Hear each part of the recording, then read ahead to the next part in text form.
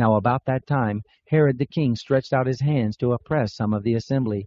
He killed James, the brother of John, with the sword. When he saw that it pleased the Jews, he proceeded to seize Peter also. This was during the days of unleavened bread. When he had arrested him, he put him in prison, and delivered him to 4 squads of 4 soldiers, each to guard him, intending to bring him out to the people after the Passover. Peter therefore was kept in the prison, but constant prayer was made by the assembly to God for him. The same night when Herod was about to bring him out, Peter was sleeping between 2 soldiers, bound with 2 chains. Guards in front of the door kept the prison. And behold, an angel of the Lord stood by him, and a light shone in the cell. He struck Peter on the side and woke him up, saying, "Stand up quickly."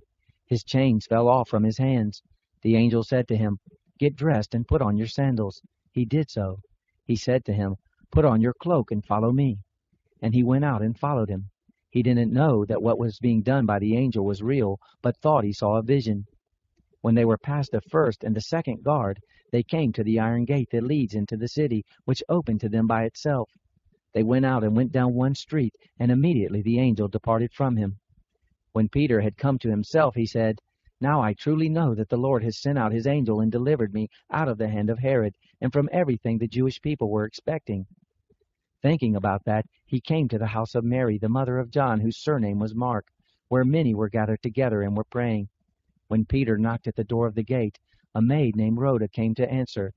When she recognized Peter's voice, she didn't open the gate for joy, but ran in and reported that Peter was standing in front of the gate. They said to her, "You are crazy," but she insisted that it was so. They said, "It is his angel." But Peter continued knocking. When they had opened, they saw him and were amazed. But he, beckoning to them with his hand to be silent, declared to them how the Lord had brought him out of the prison. He said, "Tell these things to James and to the brothers." Then he departed and went to another place. Now as soon as it was day, there was no small stir among the soldiers about what had become of Peter. When Herod had sought for him and didn't find him, he examined the guards and commanded that they should be put to death. He went down from Judea to Caesarea and stayed there. Now Herod was very angry with the people of Tyre and Sidon.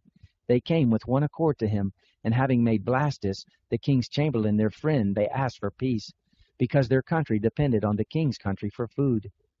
On an appointed day, Herod dressed himself in royal clothing, sat on the throne, and gave a speech to them. The people shouted, "The voice of a god, and not of a man." Immediately an angel of the Lord struck him, because he didn't give God the glory, and he was eaten by worms and died. But the word of God grew and multiplied. Barnabas and Saul returned to Jerusalem when they had fulfilled their service, also taking with them John, whose surname was Mark.